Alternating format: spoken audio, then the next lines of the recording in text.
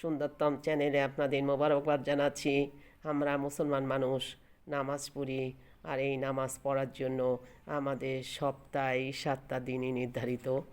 এর মধ্যে শুক্রবার দিনটা আমরা সবাই শ্রেষ্ঠ দিন হিসাবে জানি, কিন্তু কোন কোন দিন শ্রেষ্ঠ আসুন আমরা সেই সম্বন্ধে আলোচনা করি। জুম্মার দিন উত্তম না আরাফার দিন উত্তম?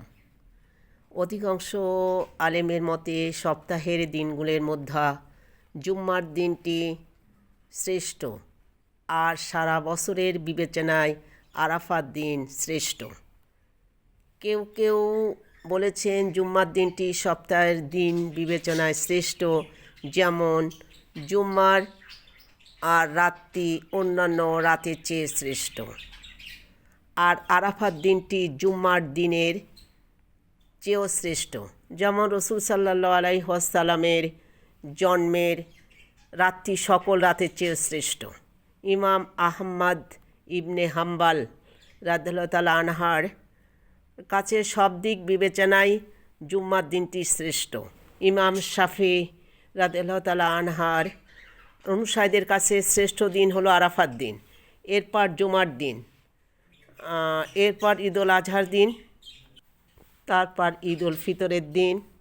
রাতসমূহের মধ্যে শ্রেষ্ঠতম রাত হচ্ছে রাসূল সাল্লাল্লাহু আলাইহি ওয়াসাল্লামের জন্মের রাত, এরপর শবে কদর, তারপর জুমার রাত, এরপর মিরাজের রাত। কিন্তু রাসূল সাল্লাল্লাহু আলাইহি ওয়াসাল্লামের বেলায় মিরাজ রাত শ্রেষ্ঠতম, কেননা তিনি এ রাতে মহান রাব্বুল আলামিনকে নিজে চোখে দেখেছিলেন। আত্মার গিব অত্তার হিবের টিকা।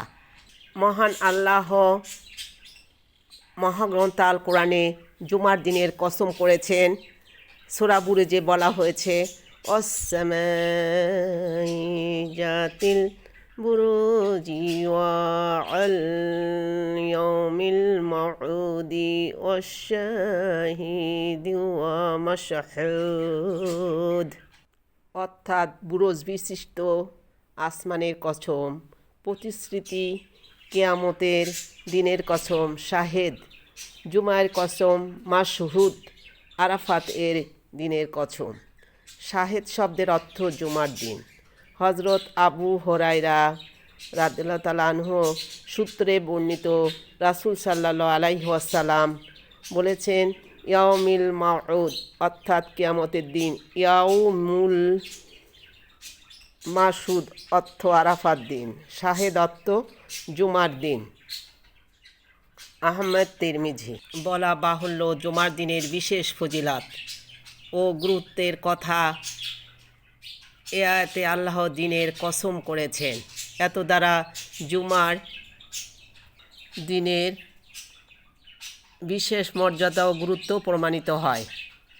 আপনারা দেখতে পাচ্ছেন, আন আবি হুরায়রা রাদিয়াল্লাহু তাআলা আনহু তে বর্ণনা, ক্বালা রাসূলুল্লাহ মান তাওয়াদ্দাআ ফাআসানা।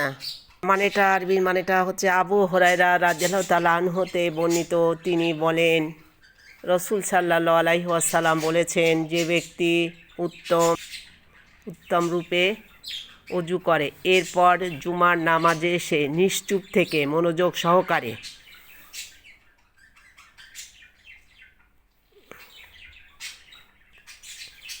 থাকে, খুতবা শোনে, তার এদিন থেকে অন্য জুমা পর্যন্ত 7 দিন এবং আরও অতিরিক্ত 3 দিনের গুনাহ মাফ করে দেওয়া হবে। কিন্তু যে ব্যক্তি কোনো পাথর দানাও স্পর্শ করে, সে হয়তো কাজ করে পুণ্য থেকে বঞ্চিত হয়ে যায়। মুসলিম আবু দাউদ। কোনো কিছুই করা যাবে না, মনোযোগ সহকারে খুতবা শুনতে হবে, তার জন্য এই পুরস্কার চলবে। প্রথম পর্ব।